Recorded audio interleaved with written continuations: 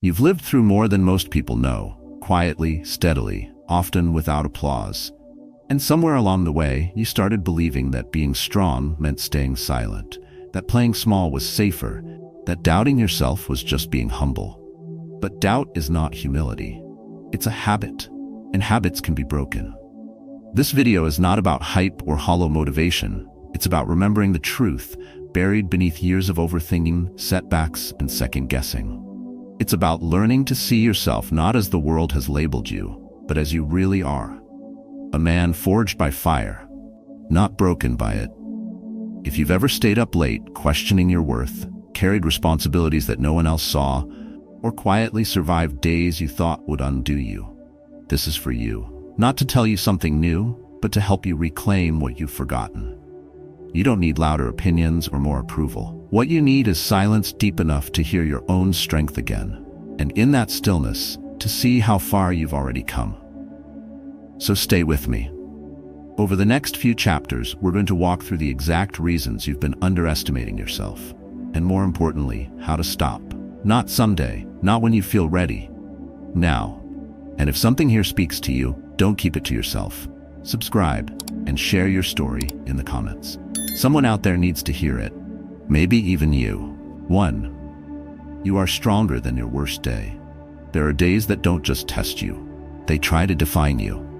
Days that arrive without warning, collapsing everything you've built with a single sentence, a phone call, or a sudden silence that echoes too loudly.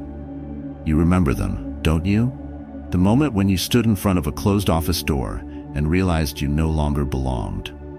The hour you stared at the empty side of the bed after someone you loved walked away or never came back. The evening the doctor paused too long before speaking. These aren't just memories, they're markers of who you became in the aftermath.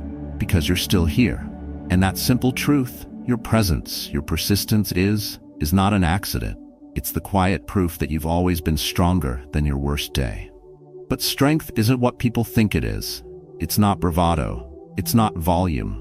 It doesn't look like a clenched jaw or a puffed chest. Sometimes it looks like making breakfast when your heart's not in it, showing up to work when your world feels broken, saying I'm okay when what you really mean is I'm still trying. And even trying is enough. The Stoic mindset doesn't ask for perfect resilience. It asks for the next breath, the next step, the next act of will. It reminds you that your power isn't loud, it's consistent. And your survival, however quiet, however unnoticed by others, carries a fire that's more enduring than applause. I remember sitting alone one night, just a few months after a personal loss that gutted everything I thought was stable in my life. My routine had shattered, my sleep had turned shallow, but I still got up, wrote down my thoughts, went for my morning walk, and called my parents just to hear something steady. Those weren't big victories, but they were everything. I didn't bounce back. I rebuilt forward. And that's the truth people forget when they're drowning in pain. Your strength is not proven in comfort. It's revealed in discomfort. It doesn't rise when life is easy.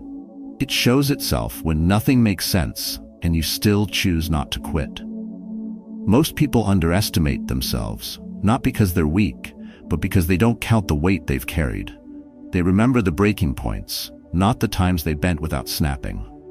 But if you were to sit down and make a list of the days you didn't give up, even though every part of you wanted to, you'd start to see a pattern. You'd notice that the storms didn't win, that you never actually broke, that no matter how deep the despair, there was a part of you that refused to sink. That's your anchor. That's your resilience, and it's far stronger than your worst moment. The Stoics had a word for this internal fortitude: prohairesis. The ability to choose how you respond, no matter what happens around you. Marcus Aurelius wrote not during peaceful years, but during war, illness, and betrayal. He knew that circumstances don't define a man, character does. And character, just like muscle, only grows under resistance. What you think nearly destroyed you may have actually revealed you. That job loss, that heartbreak, that betrayal, they didn't make you less. They stripped away illusions so you could see what you're really made of. And that's the heart of this. You are not the pain you felt. You are the strength that lived through it. Your worst day is not your identity.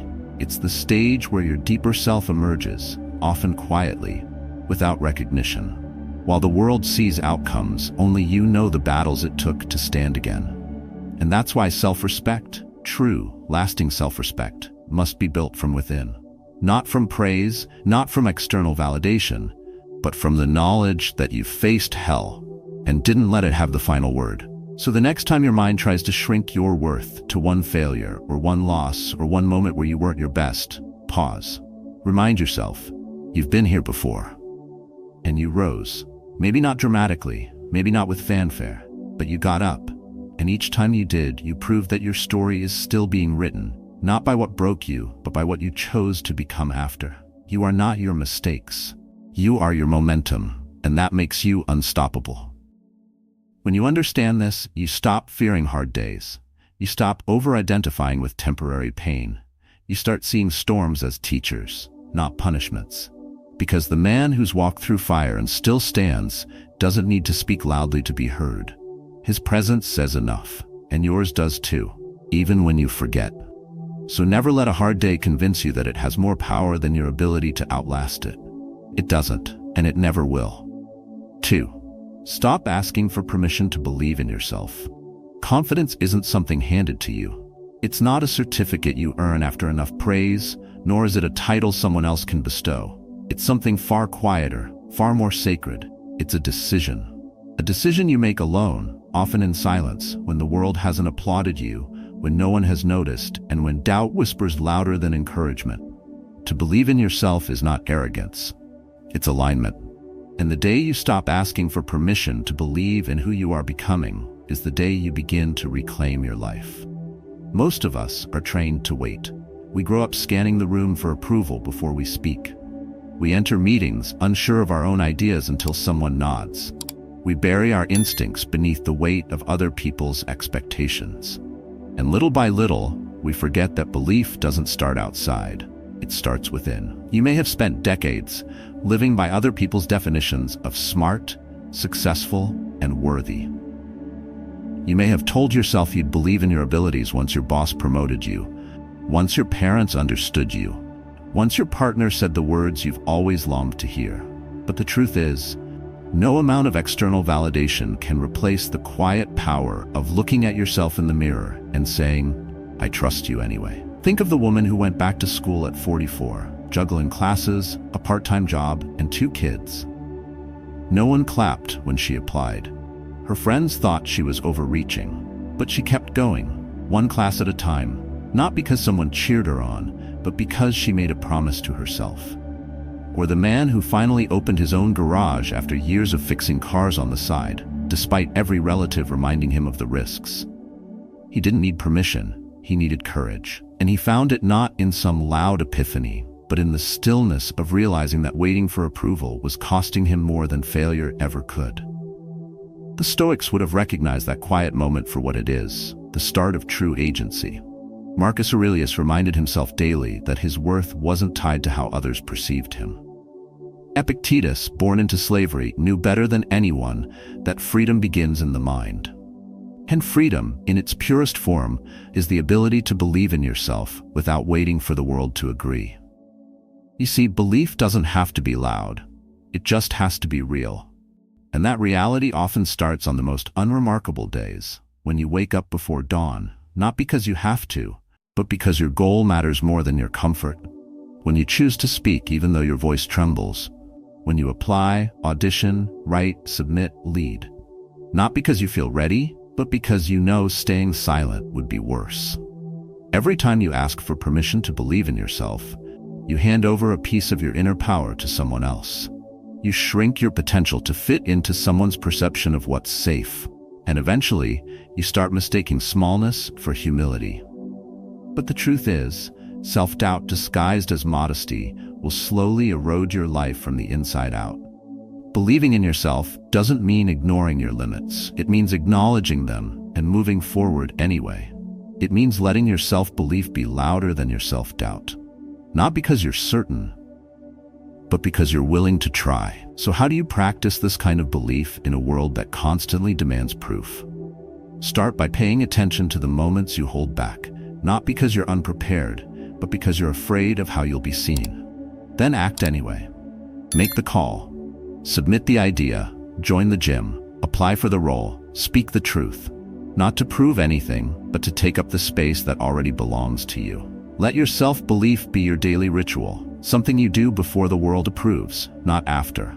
Because that's what builds mental resilience. That's how inner strength philosophy works. You act first. Confidence catches up. The irony is, the moment you stop waiting for permission is the moment others begin to see your strength. Not because you finally did something big, but because you stopped playing small. You didn't need a title to act like a leader. You didn't need an invitation to rise. And the world responds differently to someone who walks with self-trust. Not because they shouted louder, but because they moved with quiet conviction. From now on, let your belief be something you wake up with, not something you chase. Let it live in how you walk, how you speak to yourself, and how you persist when no one is watching. Because that's when it matters most. That's when it takes root. And that's when the world starts to see what you've known deep down all along. That you were never waiting for permission. You were just remembering your power. 3. Self-doubt is not humility, it's a habit. It starts as a whisper in the back of your mind, a quiet thought you barely notice at first. I'm probably not good enough. But the more you let it stay, the more it starts to shape how you walk into a room, how you speak about yourself, how you move through your own life. Eventually, it becomes your default, an automatic reaction to challenge, praise, or opportunity. And because it feels familiar, you start mistaking it for humility. But self-doubt isn't humility. It's not virtue. It's a habit. A mental loop your brain has rehearsed so many times that it now plays without effort. And like any habit, it can be unlearned, not by shouting affirmations, but by choosing a different action every time the loop begins again. Humility is quiet strength. It's knowing your worth and not needing to prove it. But self-doubt isn't about knowing your place. It's about shrinking from your potential. It makes you second-guess your talents, dismiss your achievements, and sabotage your voice before it's even spoken. And over time, it teaches your nervous system to associate safety with silence, comfort with invisibility. You stop reaching. You stop asking. You start playing smaller, not because you should, but because you've convinced yourself that staying in the background is somehow noble. It's not. It's a defense mechanism. And left unchecked, it drains your inner strength and starves your growth. What makes this even more damaging is how unnoticed it goes. Society often praises people who appear modest, who don't brag, who hesitate to step forward. But there's a difference between being humble and being afraid to claim your space. That difference lives in intention. Humility says, I have value, but I don't need to shout. Self-doubt says, I'm not sure I have value at all, so I won't speak. And when you operate from the second voice long enough, you start to wire your identity around it. Every compliment becomes uncomfortable. Every opportunity feels unearned. You get so used to doubting yourself that confidence feels like a lie. But here's the truth. Your habit doesn't want you to remember. You were not born with this doubt. You practiced it. Somewhere along the way, someone questioned your abilities, and you absorbed their uncertainty. You replayed it. You edited your behavior around it. You treated that opinion like it was the truth. And slowly your brain accepted it as normal. But normal doesn't mean right. And just like you learn the habit, you can unlearn it. Not instantly, not with one motivational video, but with repetition, presence, and small daily defiance. Every time self-doubt shows up, before the meeting, before the call, before the conversation, you have a choice. You can pause, you can acknowledge it. And then you can act anyway. You don't have to believe in yourself perfectly to take the next step. You just have to break the loop. Maybe that looks like writing the email even if your hands are shaking. Maybe it's offering the idea in the room, even if your voice isn't steady. Maybe it's applying, showing up, or standing firm. Not because you feel ready, but because staying silent is no longer an option. Each of these acts becomes a new pattern, a new groove in your brain, one that says, I see the fear, but I don't live by it anymore. This is how confidence is actually built. Not by waiting until you feel certain, but by proving to yourself over and over that self-doubt doesn't get to decide what you do. Every time you take action in the presence of doubt, you reclaim a part of your power. You build mental resilience. You train your mind like a Stoic, not to ignore emotion, but to move forward anyway. Because the Stoic mindset isn't about being fearless. It's about recognizing fear as a visitor, not a ruler. It's about choosing your next move based on values, not moods. And when you stop letting self-doubt dictate your choices, you begin to live with that quiet confidence the world can feel before you say a word. Of course, there will still be moments when doubt sneaks in. That's normal. But now, you know it's not humility. You can catch it, you can name it, and you can respond, not with overcompensation, but with action. One small, grounded step at a time. This isn't about becoming loud or brash. It's about becoming solid, rooted, sure of the fire within you, even when the world hasn't seen the flame yet. And that is the most radical kind of belief. Not the loud kind, not the showy kind, but the kind you practice in silence. The kind that says, even when I question myself, I'll keep going. Even when I'm unsure, I'll take one more step. Because your doubts don't define you. Your next action does. 4. You've survived moments you thought would break you. There are nights when your mind replays a version of the past that almost undid you. The phone call that ended life as you knew it, the betrayal that left you breathless, the silence after a loss so heavy you weren't sure you'd ever speak again. And yet, here you are, breathing. Maybe not loudly, maybe not triumphantly, but still here. And that matters more than you think. Survival doesn't always look like strength. Sometimes it looks like quiet mornings when you didn't want to wake up, like washing the dishes when grief weighed heavier than the plates in your hands, like getting out of the car and walking into work with a smile so no one would see the fire you were putting out inside. But every one of those moments, those ordinary acts in extraordinary pain, was a form of resilience that no one saw, and no one needed to, because the point was never about being seen. It was about staying. It's easy to forget how much you've already endured. The mind, in its cleverness, often rewrites the past, downplays what you've carried, and convinces you that what broke your heart wasn't such a big deal after all. But you know better. You were there. You remember how your hands shook when you signed the papers, how you sat in your car for hours after hearing the news, how your entire chest felt hollow for days, maybe months. And still, you stood up. Maybe slowly, maybe clumsily, but you stood. And each time you did, you rewrote your story. Not with words, but with action. This is what Stoic resilience truly looks like. Not the absence of suffering, but the refusal to let suffering define your fate. Marcus Aurelius didn't ask to feel invincible. He asked to be aligned with his values in the face of adversity. And that is exactly what you've done, often without realizing it. You aligned with survival, with care, with responsibility, with the quiet dignity of carrying on. That is not weakness. That is power disguised as persistence. Too often we measure strength by volume. Who speaks loudest, who posts the most inspiring quotes, and who bounces back in record time. But real strength is rarely loud. It's often unphotographed, unnoticed, and unrewarded. It lives in those long hours when no one checks in. It shows up in the ways you still manage to love, to give, to build, even after life has taken more than its share. It's that small whisper that says, "One more day," when every part of you wants to give up. And when that whisper becomes your rhythm, your ritual, your quiet rebellion, you are no longer simply surviving. You are building the foundation for something greater than what was lost. The danger is not in breaking. Every human being will, at some point, feel shattered. The danger is in believing that once broken, you can't be whole again. But wholeness doesn't mean restoration to a past state. It means reintegration.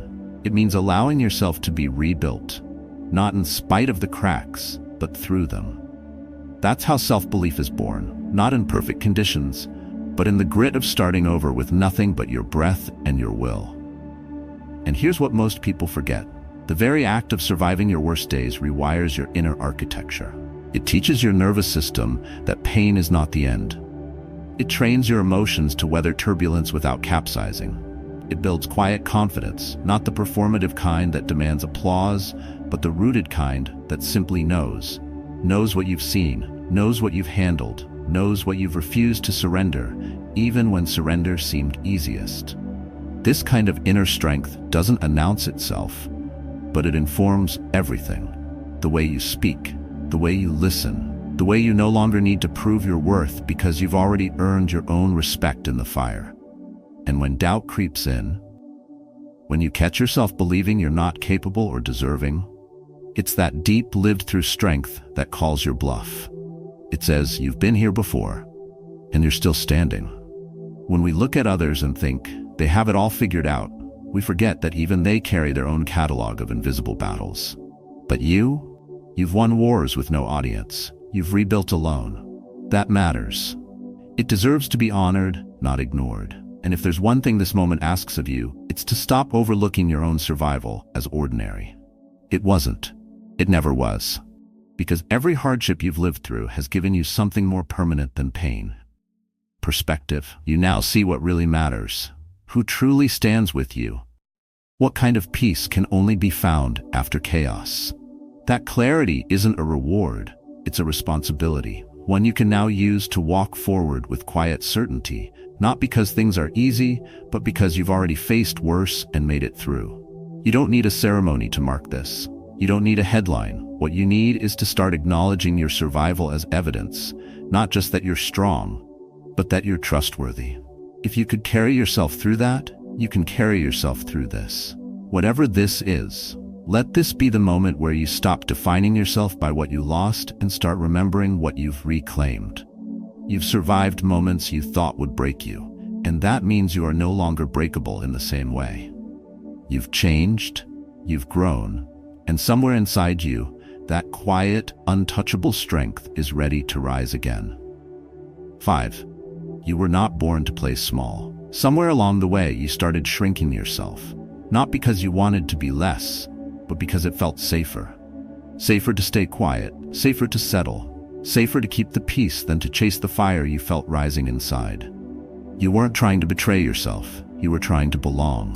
But belonging that demands you fold yourself into corners is not belonging, it's abandonment. And no matter how long you've done it, you were never meant to live that way. You were not born to play small. Think about it. That thing you keep pushing down, the urge to write, to build, to speak, to lead, it's not random. It's a calling, one that keeps knocking long after you've stopped answering. But here's what most people don't tell you. The world will rarely give you permission to dream boldly. In fact, it often resists those who do. Playing small fits more neatly into its structure, doesn't stir the waters, doesn't threaten the expectations others have placed on you. But you weren't made to live neatly. You were made to live fully. And that fullness begins where you stop apologizing for taking up space. Look at Ava, a 47-year-old nurse from Milwaukee who spent 2 decades in scrubs, always showing up for others, never once letting her own passions speak. Her life was practical, dependable, and invisible. But when her daughter left for college and the quiet hit her like a wave, something inside her started whispering, photography. She used to love it, used to lose hours in it, used to dream about opening a studio for older women to see themselves as art.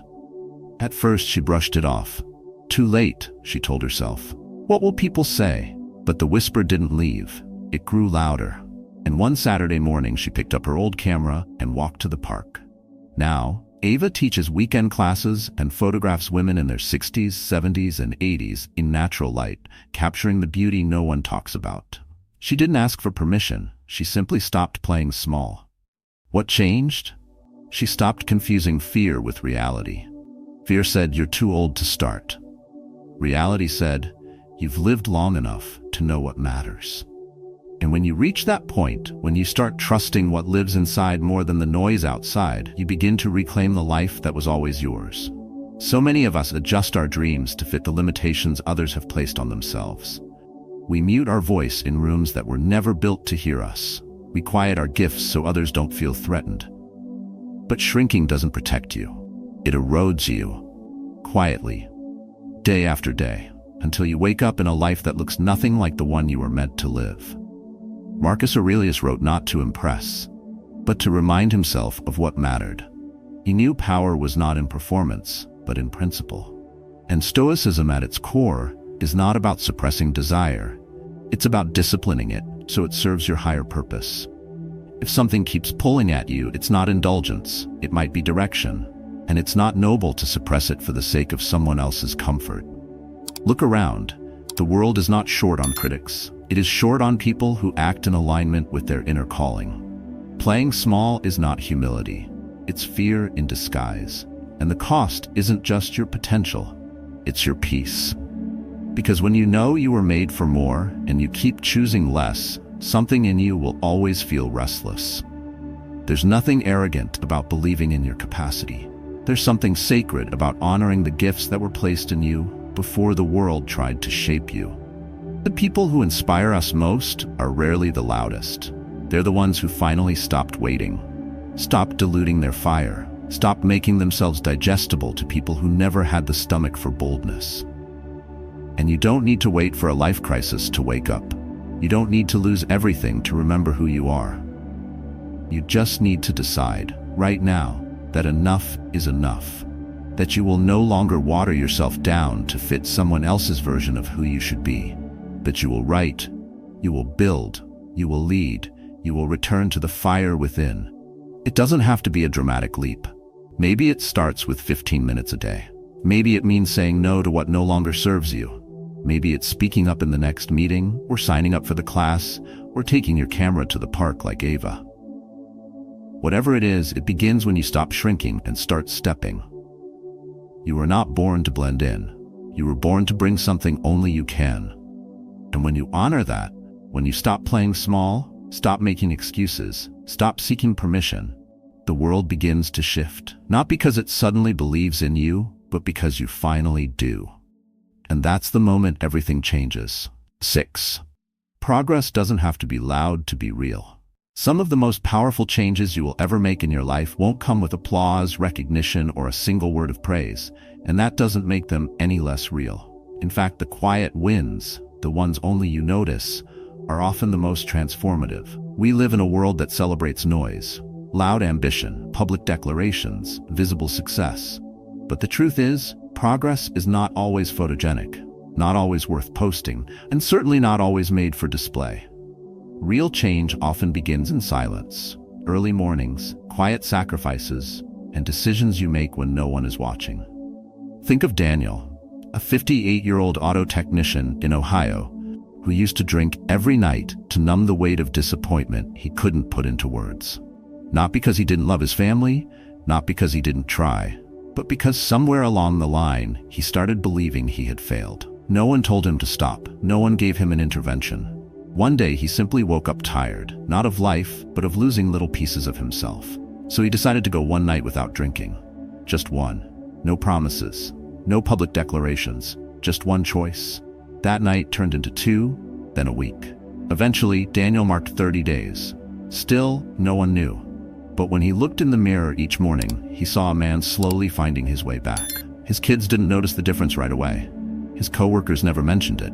But Daniel knew. And that was enough.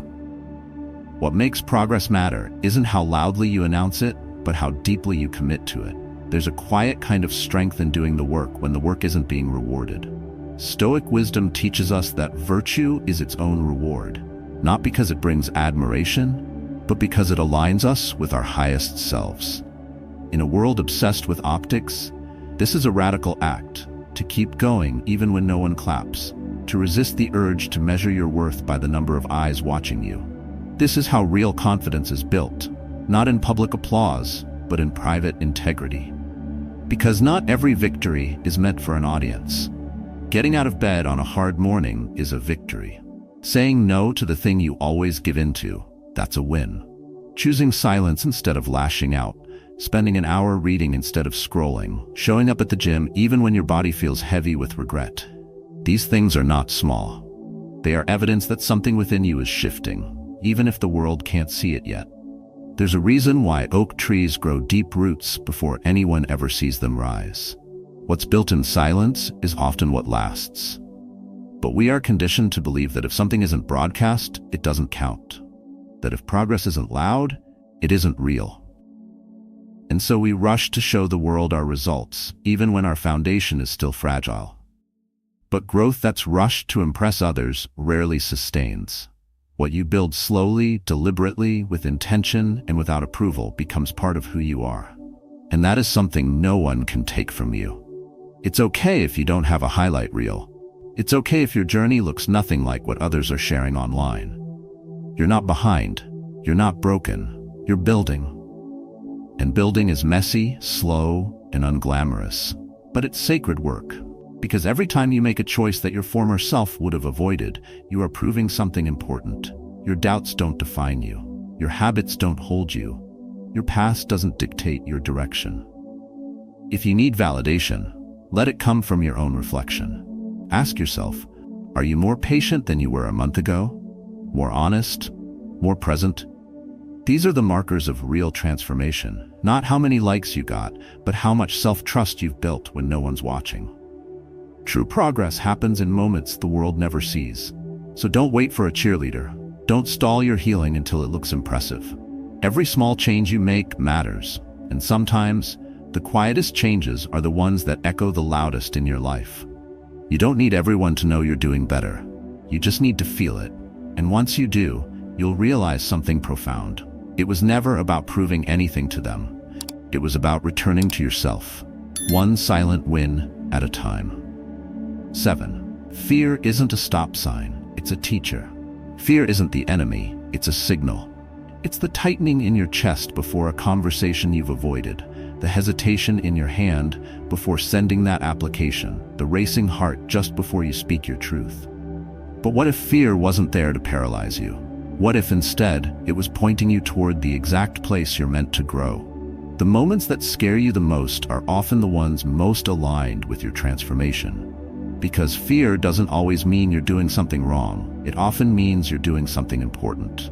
When we were children, fear kept us safe. Don't touch the stove, don't run into traffic.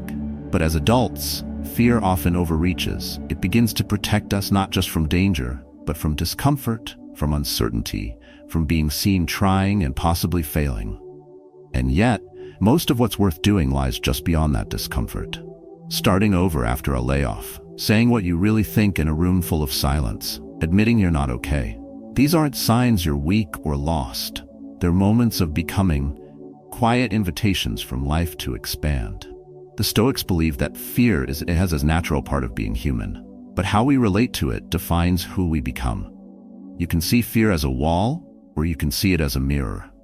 A mirror that reflects the limits you've inherited, what others told you can't do, what you learned to avoid, what you convinced yourself wasn't worth trying.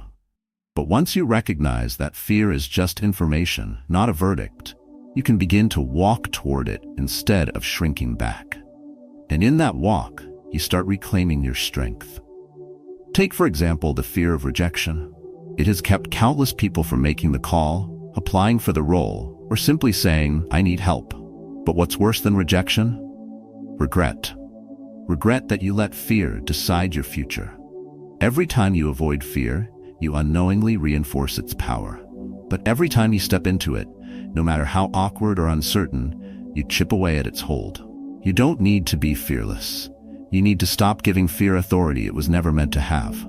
Let's say you've been holding on to the idea of starting something, your own business, going back to school, or moving to a new city. You think about it constantly, but every time the fear kicks in, what if I fail? What if I'm not good enough? What if I lose everything? These are not signs to stop. They are signs you are alive. They mean this matters to you. The deeper the fear, the greater the potential for growth. And when you finally act, even in the smallest way, the fear doesn't disappear, but you rise above it. You carry it with you and still move forward. One of the quiet truths about life is that confidence doesn't come before courage. It comes after. After you try. After you fall and get up again. After you say what needed to be said and realize the world didn't end. We wait for confidence to start. But the fire within you is not lit by waiting. It's sparked by motion, by choosing to take the step even when your voice shakes. The Stoic mindset isn't about being cold or stoic in the modern sense of the word. It's about clarity, about seeing your fear without letting it distort your truth. Yes, the outcome might be uncertain. Yes, you might stumble, but stagnation costs more than any risk ever will.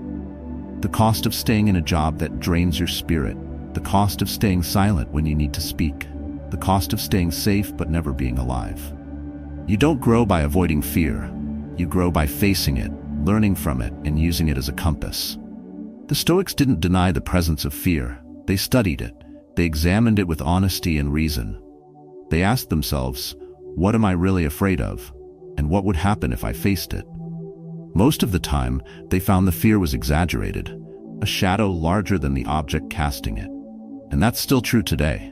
Most of what you fear won't destroy you, but hiding from it will diminish you. So the next time your heart races and your breath shortens, pause. Not to run, but to listen. What is this fear trying to teach you? What is it asking you to face? Don't let it stop you from living. Let it guide you to where the work is. That's where you meet the parts of yourself that have been waiting to be seen. Not the version that's perfect or polished, but the version that is honest, brave, and finally stepping into the light. Because on the other side of fear is not just action, it's identity. You become the kind of person who doesn't let fear dictate the story. And once you do that, once you realize fear has no more power than you give it, you'll stop seeing it as a stop sign and start seeing it as the teacher it's always been. 8. True confidence is built in silence. Real confidence doesn't make noise. It doesn't announce itself in crowded rooms or compete for attention. It doesn't need approval, applause, or likes. True confidence is quiet, and it grows in the dark, out of sight, where no one claps for you, where no one sees the daily effort you put in when it would be easier to quit. It's built in the early mornings when your alarm goes off and you show up anyway. It's built in the nights when no one's watching and you still choose discipline over comfort. It's the fire within, the steady, stubborn flame that keeps burning when everything outside you tells you to give up. There's a kind of strength that isn't loud, but unshakable. It comes from keeping promises to yourself, from doing what needs to be done, whether you feel like it or not, from mastering the small things no one else thinks matter, because you know they do. Most people chase external validation to feel confident. Titles, compliments, status. But the Stoic way reminds us that real power begins inside, not when others say you're good enough, but when you no longer need them to.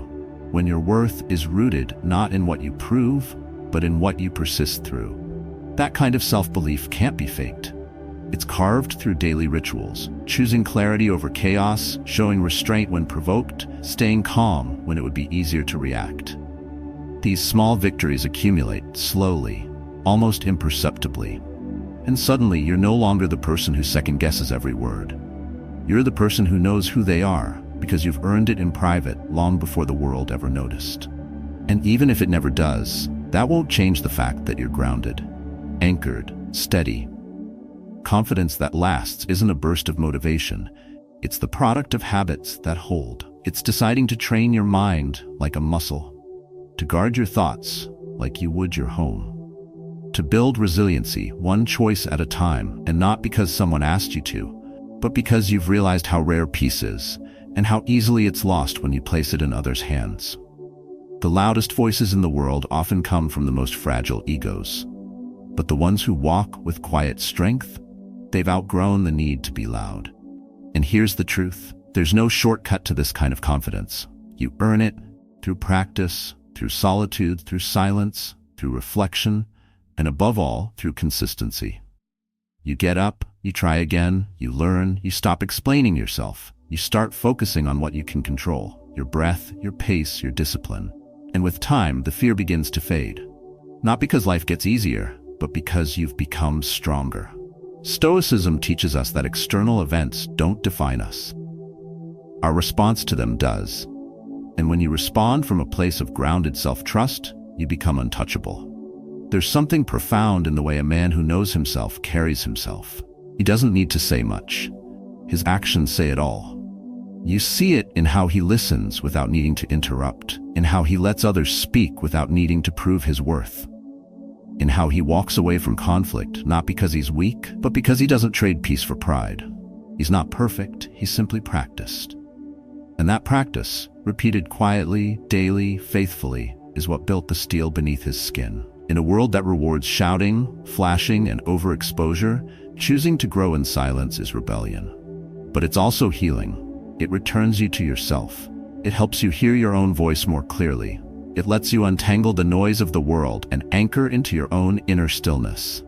You realize you don't need to rush, compare, or impress. You just need to keep showing up. Because every time you do, the roots grow deeper. And one day, without warning, you realize you've become someone you once looked up to.